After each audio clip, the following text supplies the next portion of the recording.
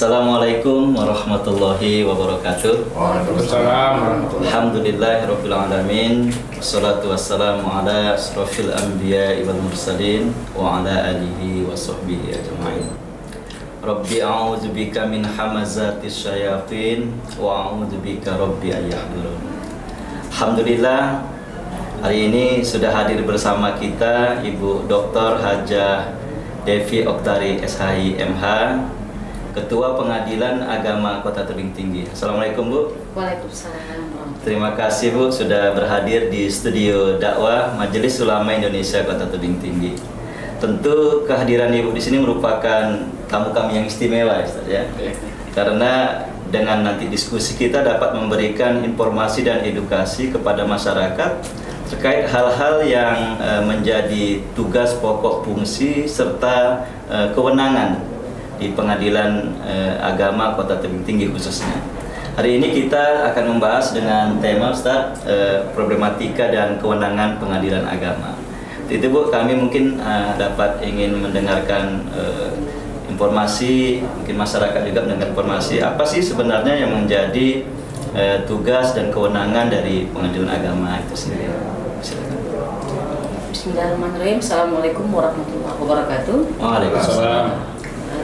Pertama-tama saya ucapkan terima kasih kepada Bapak Sekretaris MUI Kota Tebing Tinggi, Bapak Wakil Ketua MUI Kota Tebing Tinggi, dan khusus Bapak Ketua Umum MUI Kota Tebing Tinggi yang telah memberikan kesempatan kepada kami dari Pengadilan Agama Tebing Tinggi untuk berbagi cerita pada kesempatan kali ini.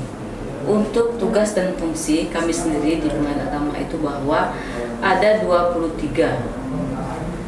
di antaranya tentang perkawinan, kemudian juga ada tentang zakat, tentang infak, tentang wakaf, juga termasuk di situ ekonomi syariah. Ekonomi syariah ini perbankan syariah ya, yang memakai akad syariah tentunya. Nah, untuk hukum perkawinan itu banyak sekali cakupannya, di antaranya tentang perceraian, baik itu cerai gugat yang diajukan oleh pihak istri, cerai talak yang diajukan oleh pihak suami, kemudian terkait dari itu ada nanti pembagian harta bersama atau gonogini, kemudian hak pengasuhan anak, ada tentang penetapan ahli waris, pembagian harta warisan, kemudian ada juga di situ sekarang isbat nikah. Ya, isbat nikah tentunya bagi masyarakat kita yang beragama Islam, tapi mereka sudah melakukan pernikahan secara agama, tapi mereka tidak tercatat pernikahannya di kantor urusan agama. Tapi begitupun akan dilihat pernikahan seperti apa. Dilihat juga tentang syarat rukun sahnya perkawinannya seperti apa. Kemudian juga di situ yang sedang marak sekarang di aturan yang terakhir ini bahwa perkawinan usia dini, gitu. Yang tadinya itu usianya di bawah usia perempuan dan laki-laki itu kan berbeda ya ketika sebelumnya itu kan laki-laki 19 tahun dan perempuan itu 16 tahun. Dan sekarang sudah setara, laki-laki maupun perempuan 19 tahun. Nah, ketika umurnya belum mencapai seperti itu, maka KUA tidak akan pernah menikahkan kecuali ada dispensasi dari pengadilan agama, namanya dispensasi kawin. Begitu. Jadi banyak lagi yang lainnya. Itu selengkapnya di website kami di Pengadilan Agama Tebing Tinggi ada lengkap semua. Nah, jadi Bu, kalau tadi kan Ibu sudah menjelaskan ini ya, banyak sekali kewenangan-kewenangan yang mungkin masyarakat sebelumnya tidak tahu, dapat informasi. Kalau dari perkara-perkara yang ditangani Bu, biasanya yang paling yang paling hot lah di Pengadilan Agama saat ini apa kira-kira? Yang paling hot itu masalah perceraian. Perceraian. Iya, itu yang paling hot. Biasanya Bu, itu trendingnya ke situ ya. Bermacam-macam dari faktor usia juga ada kesenjangan usia ya.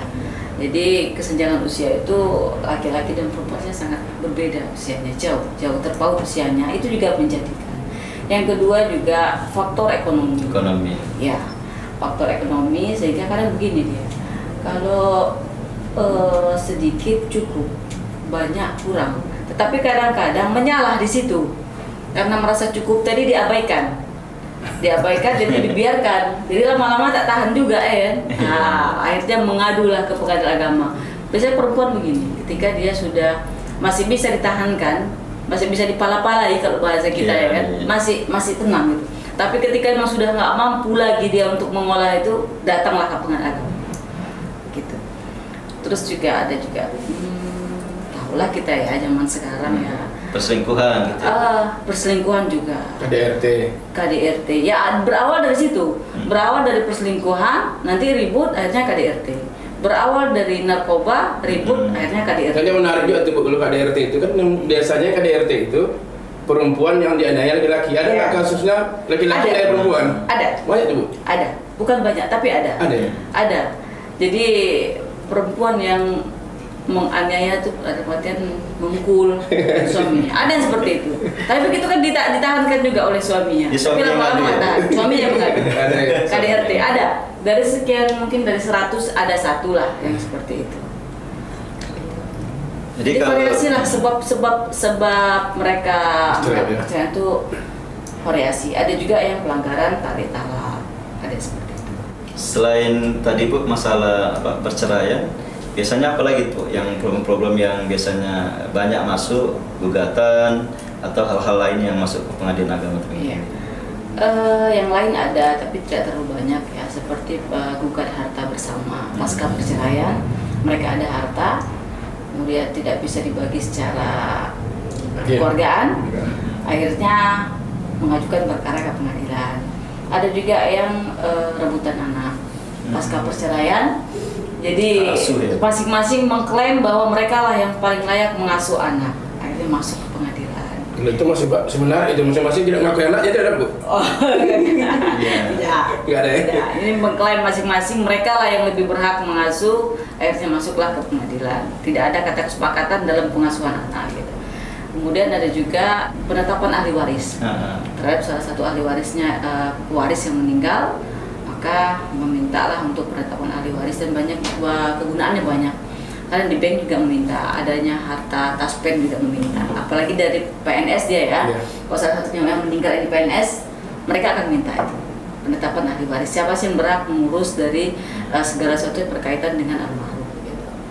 Kemudian berkait itu setelah penetapan ahli waris ada lagi pembagian harta warisan. Tapi di kota tebing tinggi tidak banyak. Tidak banyak itu ya. Dispensasi kawin juga terkait yang saya sebutkan tadi, perubahan usia dari 16 ke 19 rata ya, dari perempuan. Tadinya kan laki-laki 19, perempuan 16. Sekarang sudah merata 19 sama. Itu baris minimal ya. Yang kalau yang 91 masih bisa juga ya. Masih ada 91. Pasti. Kalau sejauh ini ada nggak ya kasus pembatalan pernikahan gitu, yang masuk ke pengadilan agama? Pembatalan pernikahan sejauh saya bertugas di pengadilan agama tinggi itu belum ada. Hanya kemarin itu ada satu pencegahan perkawinan. Pencegahan perkawinan, jadi si pertama itu mengajukan wali adol karena dia mau menikah, sudah cukup usia, tapi wali mujbirnya tidak mau menjadi wali. Begitu. Tidak mau memberikan hak dia sebagai wali, otomatis kan dia KUA tidak menikahkan.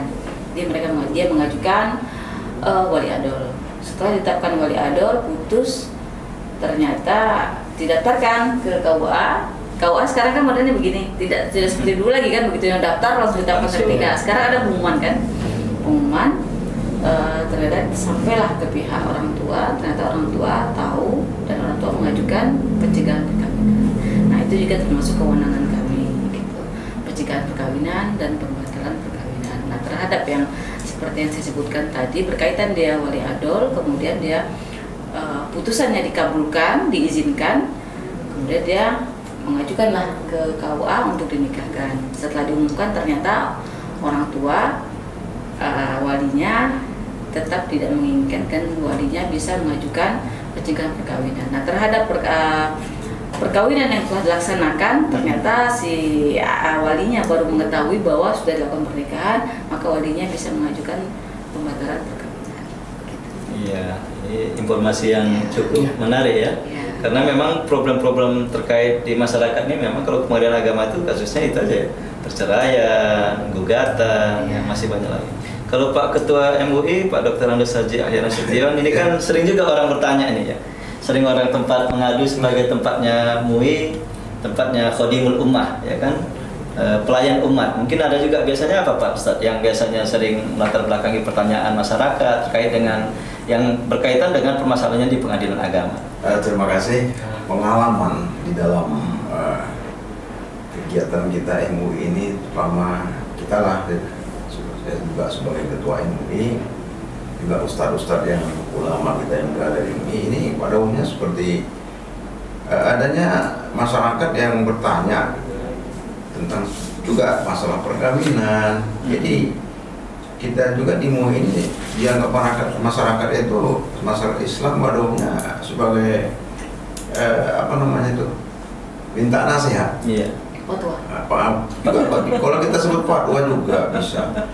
Misalnya dia punya kasus, ya kan, dia datang ke ketua MUI, dia datang ke rumah saya itu udah berapa ya, tentang harta gono gini. Tapi ujungnya saya untuk akhirnya saya serahkan ke mendatangi Pengadilan Agama, seperti itu. Banyak yang seperti itu. Kalau hak waris gitu Pak Ketua. Iya, masalah waris. Ada kemarin itu datang dari Medan langsung ke rumah saya, seorang wanita pegawai negeri daerah Tebing ini, asalnya dari Tebing, kemudian dia minta pendapat tentang harta orang tuanya yang dikuasai oleh salah satu keluarga saudaranya. Jadi itu dan itu dia minta nasihat ke Medan. Ada Bapak ya, Doktor Ketua MUI Medan ya. Kemudian Pak Ketua MUI Medan menyerahkan kepada kita, datangnya aja MUI itu untuk minta bimbingan gitu. Akhirnya saya serahkan juga ya salah satu Pengadilan Agama. Nah, kalau persoalan itu kira-kira di Pengadilan Agama, masalah waris tadi, masalah hak yang dikuasai itu bagaimana Bu, apanya peringkat apanya lah ya, kasus yang masuk atau penyelesaiannya bagaimana itu? Sepanjang saya berdinas di Kota Tebing Tinggi itu ada satu atau dua itu tentang waris ya. Itu pun putusannya negatif, bukan positif. Jadi dalam artian dia negatif ini dia tidak diputus dengan putusan yang mengabulkan gitu. Jadi dia negatif bisa NO, tolak. Itu kan negatif putusannya kan. Nah, terkait mungkin di situ ada kurang pihak. Ada pihak-pihak yang memang mereka setelah begitu mereka masukkan gugatan, kita terima di persidangan terbukti bahwa ada pihak yang tidak dimasukkan dalam sebagai ahli waris dari si pewaris. Jadi kemudian ada hartanya ternyata itu setelah diperiksa bahwa harta itu bukan bagian dari ahli waris, bukan bagian dari harta warisan. Ya, jadi kan tidak bisa kita proses ya, nggak bisa dibagi gitu. Jadi kalau begitu biasanya bagaimana? Kalau putusannya negatif, biasanya proses selanjutnya itu biasanya seperti apa selayaknya itu, idealnya itu? Kalau dia sepanjang dia terbukti bahwa itu adalah harta warisan dan ahli warisnya lengkap di situ, maka akan kita periksa sesuai dengan hukum acara dan kompilasi hukum Islam dan perundang-undangan yang kita pakai di Peradilan Agama, kita putus. Tapi sepanjang itu tidak terpenuhi, tidak bisa dibuktikan bahwa itu adalah harta warisan dari pewaris, maka perkara akan kita tolak. Kalau kurang pihaknya, error in persona, maka akan ke NO karena kurang pihak dia kan. Jadi setelah nanti ke depannya dilengkapinya atas kelemahan-kelemahan tadi, bisa nggak mereka mengajukan kalau dia kurang pihak setelah perkara dimasukkan, kemudian dia putus gitu ya, kalau ditolak dia nanti bisa mengajukan perkara berikutnya kalau dia ada punya bukti-bukti yang lain dengan model yang lain gitu. Tapi kalau di NO dia kurang pihaknya, ketika dia lengkapi pihaknya nanti bisa disempurnakan, dimasukkan dengan perkara yang tidak dengan perkara yang lama ya, dengan perkara yang baru. Perkara yang baru. Iya. Walaupun itu juga kasusnya ya. Iya.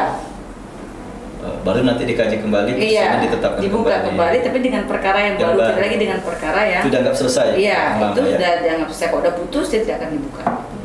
Artinya kalau keputusan nanti akhirnya juga negatif atau itu putusan baru dianggap ya Bu ya? Iya, dia mengajukan perkara baru. Perkara yang baru. Baik Bu, ini juga Ustaz, tadi juga kita cerita masalah kata golong ini sudah perceraian. Tadi ada yang lupa, ini kan di tengah masyarakat banyak nih Bu ya, yang masih sering terjadi juga, mungkin bertanya ya, yang cerai diucapkan oleh suami itu, ini kan sering marak juga, kadang karena emosi, karena ekonomi, apalagi bulan puasa, mungkin tak cukup karena ekonomi ini, ceraikan sajalah. Ini kan mungkin perkara yang mungkin juga perlu mendapat sosialisasi juga dari Ibu. Bagaimana sebenarnya ini Bu? Baik, sebenarnya kalau mereka menikah yang tercatat, gitu kan, menikah secara tercatat, legal standingnya pernikahan itu kan buku nikah. Legal standingnya mereka bercerai adalah akta cerai. Cara mereka mendapatkan akta cerai gimana? Ya perkara diajukan ke pengadilan, kemudian diputus. Kalau dia cerai talak, laki-laki mengajukan bahwa putusan kami itu hanya bunyinya memberi izin kepada pemohon untuk mengikrarkan talak terhadap termohon di depan sidang pengadilan agama. Jadi harus di depan sidang? Iya, jadi setelah putus kami hanya memberi izin. Nah itu setelah diputus perkaranya ada tenggang waktu untuk mereka mengajukan upaya hukum banding, baik itu pihak pemohon maupun pihak termohon kalau mereka sama-sama hadir, kan begitu. Nah ternyata dalam masa tenggang waktu upaya hukum salah satu pihak atau kedua belah pihak masing-masing banding, maka perkara itu belum selesai. Status suami istri? Masih suami istri, banding dia kan dua sampai akhirnya adanya putusan dari tingkat banding pengadilan tinggi agama tentunya ya. Setelah turun dari putusan dari pengadilan agama, pengadilan tinggi agama tingkat banding, akan kami sampaikan kepada para pihaknya, pemohon dan termohon putusan tersebut. Nah dalam masa tenggang waktu untuk upaya hukum, ternyata mereka bisa jadi ada yang pro dan kontra kan, kembali ada mengajukan kasasi. Jadi perkara itu masih lama legalnya. Jadi kalau mereka tidak ada kasasi, kita tunggu dulu putusan kasasinya. Setelah ingkrah, baru kita panggil lagi kedua belah pihak untuk melaksanakan ikrar talak depan majelis hakim. Intinya perkara itu ingkrah dulu perkaranya, berkekuatan hukum tetap, maka majelis hakim akan menetapkan panggilan berikutnya untuk ikrar talak. Kedua belah pihak dipanggil. Nah di situ juga kalau ada pembebanan atas putusan tersebut, kalau dia cerai talak gitu ya, kan ada pembebanan sesuai dengan Permen nomor 3 tahun 2017 bahwa situ ada tentang perempuan yang berhadapan dengan hukum, baik dia sebagai saksi, sebagai korban maupun sebagai pihak dalam perkara tersebut. Nah, di situ ada hak-hak perempuan. Hak dia apa? Terhadap perempuan yang dicerai dengan talak raj'i gitu kan, dengan talak ya, cerai talak, dia ada hak-hak dia. Ada di situ nafkah iddah, mut'ah gitu ya. Termasuk yang iddah itu kan ada kiswahnya, ada maskannya begitu. Jadi hak-hak dia lah, nafkah ke depan. Bahkan itu ada ketika dia selama mereka dalam masalah rumah tangganya terus berpisah, ketika itu tidak dinafkahi, maka sang istri kan bisa saja menuntut dia nafkah lampau. Ketika terbukti memang tidak dinafkahi dan ditetapkan itu nafkah lampaunya, maka semua kewajiban-kewajiban itu wajib diserahkan ketika menjelang ikrar talak. Nah, ketika ikrar talak akan dilaksanakan di majelis hakim, itu akan diminta mana pembebanan yang diwajibkan, diserahkan ketika itu kepada pihak istri. Nah, masalahnya pernah beberapa perkara itu pemohon tidak membawa kewajibannya. Dan ada di antara para mantan istri ini yang mau ditalak ini, ada yang mengatakan ya udahlah, nggak apa-apalah katanya gitu. Kesepakatan saya ikhlas, bisa dilaksanakan ikrar talak pada hari itu. Tapi Bu, kalau seandainya sang istri juga tidak ridho, dia tetap harus diselesaikan oleh. Terjadi. Jadi tidak bisa diputus. Tidak bisa ya. Maka majelis hakim memberikan kesempatan selama 6 bulan. 6 bulan sampai 6 bulan tinggal waktunya sampai dia melapor lah. Ditunggu sampai pemohon ini lapor kapan dia sudah mencukupi kewajiban-kewajiban ini. Misalkan setelah 1 bulan dia cukup dilaporkannya, maka akan kami tetapkan kembali sidang ikrar talak, maka akan kami panggil lagi. Tapi itu berlimit ya sampai 6 bulan. Setelah penetapan sidang ikrar talak yang pertama, ternyata dia tidak melapor, maka putusan itu mentah kembali. Mereka kembali suami istri. Begitu. Jadi tak semudah itu Tidak semudah. ya. Tidak semudah itu. Ini kan masih Panjang banyak ya Bu ya. Lebih mudah menikah daripada bercerai. Ya, benar sekali. Ini nikah yang pertama. Kita kan masih banyak Ustaz, di masyarakat ya. Iya. Aku tak mau lagi serumah sama dia. Iya. Udah berceraikan semalam itu. Nah, ini yang sering Iya, terjadi. iya. Itu tidak berlaku. Jadi Karena artinya- kita kan kalau menikah dia Secara- tercatat dia secara undang-undang dan negara hukum negara Iya. dia tercatat, maka berpisahnya pun tercatat. Jadi mana mencatatnya di pengadilan agama. Jadi ketika mereka legal standing mereka menikah adalah hukum nikah, legal standing mereka bercerai adalah cerai. Yang berhak mengeluarkannya adalah pengadilan agama. Di intinya Bu, walaupun diucapkan beberapa kali, dia merasa sudah cerai, pada hukumnya mereka tuh masih tetap statusnya suami istri. Karena kita hidup sebagai warga negara Indonesia yang patuh pada undang-undang, ya kita harus tunduk kepada aturan itu. Meskipun secara etikanya dalam keluarga itu tidak boleh sering disampaikan ya Bu ya. Tapi Ya, kan legal standingnya itu yang cerai ini kan satu yang halal tapi yang paling dimurka gitu. Oh. Benci. Jadi benci. Baik, itulah beberapa permasalahan yang sering terjadi di masyarakat. Mungkin ada juga barangkali dari Ibu nasihat kepada kita nih masyarakat Tebing Tinggi. Jadi begini, kami di pengadilan agama itu di bawah Mahkamah Agung. Kami setiap pengadilan itu ada namanya PTSP. PSB. Iya, PTSP. Jadi di PTSP itu ada sistem meja informasi. Jadi siapapun warga kita yang datang meminta informasi, maka mereka ada di situ bagian informasi. Jadi dia informasi apa yang dia inginkan akan dijelaskan bagian informasi. Kemudian juga ada juga PTSP online. Jadi tinggal buka website bisa. Masyarakat kita yang datang berkonsultasi terlebih dahulu gitu. Jadi tidak semua yang datang itu langsung mengajukan perkara gitu. Jadi mereka terlebih dahulu konsultasi seperti itu. Gitu, tidak ya. Ada. Ada ya. Mungkin apalagi Bu yang bisa diberikan nasihat tadi ya kepada masyarakat kita terkait dengan ini, atau himbauan lah kepada masyarakat mungkin untuk datang atau hal-hal yang mereka selama ini tak tahu bisa diinformasikan kembali Bu. Baik, bahwa saya selaku yang bertugas di pengadilan agama bahwa hendaknya masyarakat kita kalaulah ada masalah dengan keluarga sebaiknya selesaikan. Kalau kita kita di awal itu tercatat, maka ketika ada permasalahan ya legal standing kita harus ada lah gitu. Jadi jangan serta-merta kita terlena begitu diucapkan udah bubar setahun 2 tahun pisah, nanti cari lagi pasangan yang baru, menikah lagi secara siri, ini kan rusak semua, tatatannya rusak. Kemudian nanti punya anaknya akan rusaknya seperti apa? Tidak punya legal standing, orang tua dapat mereka menikah secara itu ya secara sendiri, nanti kan kesulitan. Ketika mereka memang ada peluang untuk isbat nikah, tapi ketika setelah kita periksa ternyata dia masih tercatat sebagai suami istri sah dari pasangan yang lain, maka tidak akan bisa kami sahkan isbat nikah. Isbat nikahnya tidak bisa kami sahkan, gitu kan? Jadi ketika mereka sudah melaksanakan pernikahan yang tidak tercatat, kemudian ada anak, kan kasihan anaknya. Nanti tercatat, mereka memang hak keperdataannya itu berarti begini.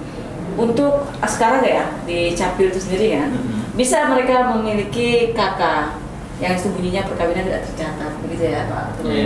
Kemudian anaknya bisa mendapatkan akta kelahiran, tapi di situ bunyinya apa? Anak ibu, ayahnya kan tidak tercatat. Jadi nanti kan beban psikologis sama anak kan kasihan.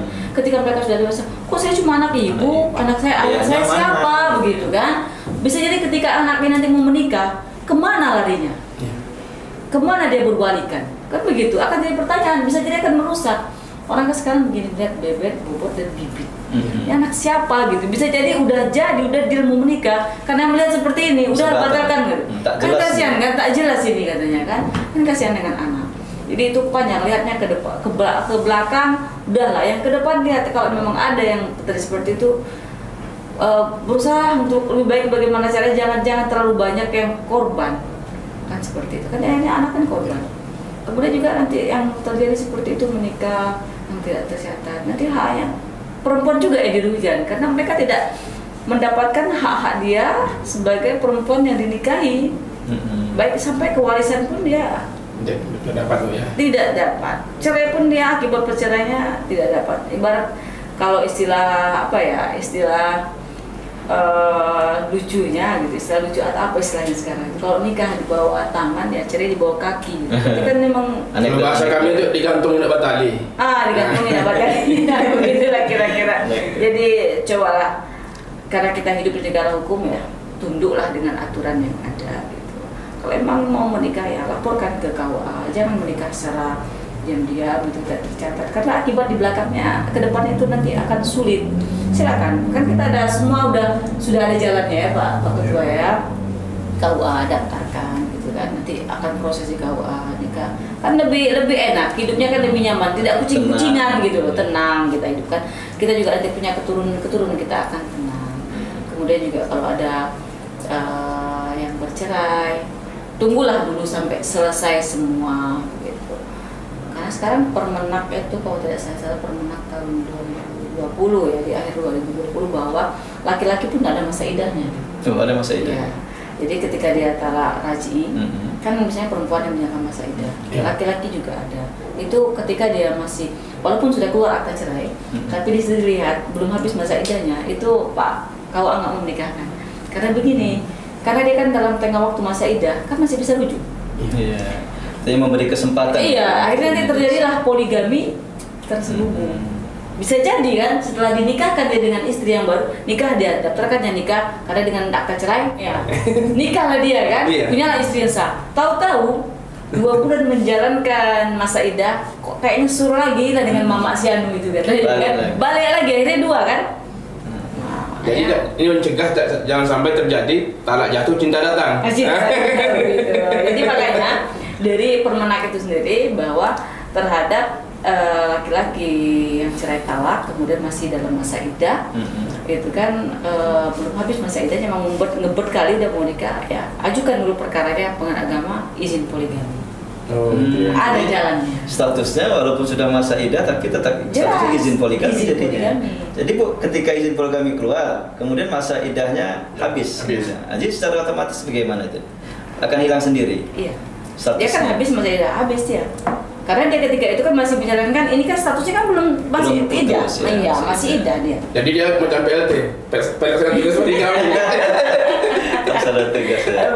Jadi secara otomatis ya, Bu, ketika masa iddahnya habis menjadi nikah yang standarnya lah dia. Tapi saya rasa warga kita udah kayak Mbak Budi, nggak ada seperti itu ya.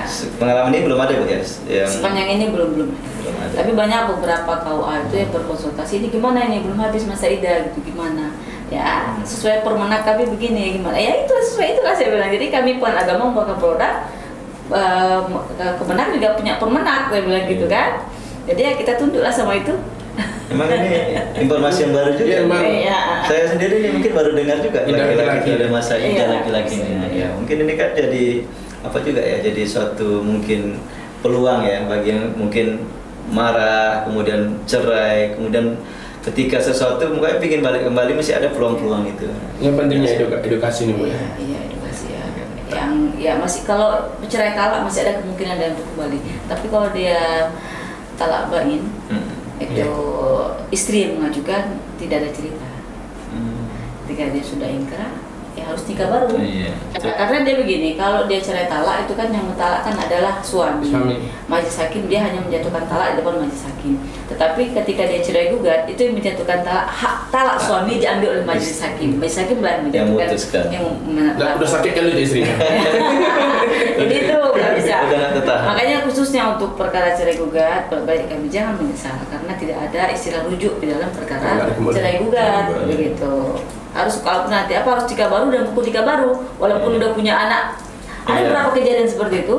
Jadi sudah punya anak 2, ada punya anak 3, udah cerai, istri yang mengajukan, kemudian kok apa lagi gitu, jatuh cinta lagi, balik lagi, ya nikah baru lagi.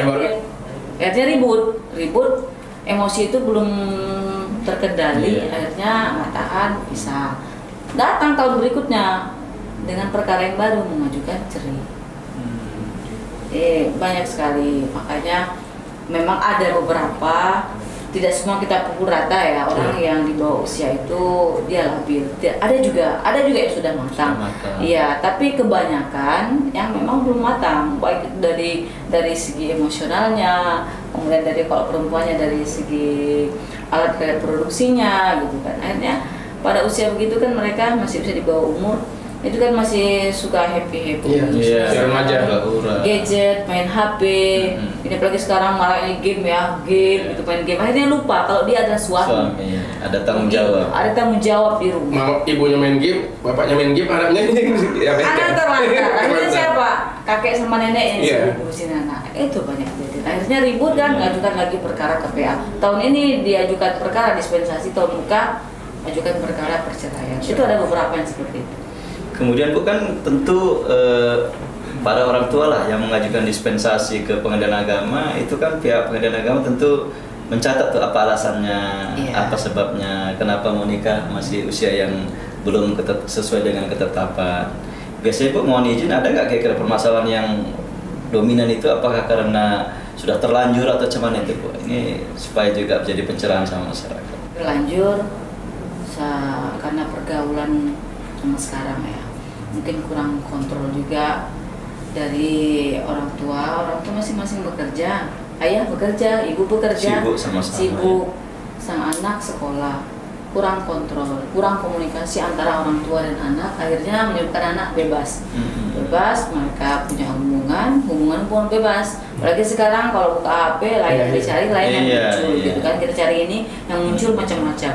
Akhirnya timbul lagi keinginan untuk mencoba, akhirnya terjadilah yang seperti itu. Ada yang ketangkap, ada yang memang orang tuanya yang memang sudah melihat gelagat tidak baik, gitu kan, nggak bisa lagi dicegah, akhirnya masuklah perkara yang diizinkan. Daripada mungkin gini, pusing nanti, daripada mereka berlarut-larut berbuat yang berbuat dosa begitu lebih jauh, akhirnya diajukan. Kita lihat dilihat di situ, ketika didaftarkan perkaranya kita lihat ini mudaratnya apa gitu kan, ya. Tapi begitupun tetap kami periksa itu calon mempelainya laki-laki maupun perempuan, itu kami periksa, dinasihati dulu, ayahnya pun, orang tuanya pun dinasihati dulu seperti apa, mampu nggak ini, walaupun mereka sudah menikah tetap ini dikawal terus karena mereka masih labil, belum sempurna ini kan, masih harus dikawal terus, seperti itu. Tetap ada sesuai dengan formal itu, tetap dinasihati, kasih kemungkinan seperti apa. Bahkan ada juga di antara, tidak semua juga dari perkara yang masuk itu bahwa memang keinginan anak. Karena orang tua yang merasa sudah risih melihat hubungan anaknya ini, karena orang tuanya mengajukan untuk didispensasikan, tapi anak nggak mau. Ada seperti itu. Artinya masih aman sebenarnya ya Bu ya. Ada kan? Tapi orang tua. Ya, orang tua dari risih, takut nanti terjadi hal-hal yang diinginkan atau sama mungkin anak. Supaya lepas tanggung jawab dia cepat nikah lah biar. Orang tuanya risih karena kita lah ya Pak Ketua ya, kalau melihat anaknya seperti itu kan risih ngelihatnya kan, belum lagi dengar omongan orang. Kita menjaga juga lah, kita tidak bisa 24 jam menjaga si anak kan. Jangankan yang mereka menjauh ya kan Pak Ketua ya, Pak Wakil. Kita di sini orang yang dibalik tembok ini kita nggak tahu apa mereka lakukan. Begitulah kira-kira, kan luar pengawasan. Jadi yang tahu itu hanya dia sama Tuhannya lah yang tahu apa sebenarnya yang terjadi. Di ketakutan itulah akhirnya orang tua mengajukan. Jadi kalau di masa lalu itu ada namanya kawin paksa, sekarang banyak paksa kawin. Itu fenomena juga itu. Iya. Inilah beberapa yang udah kita diskusikan. Ya.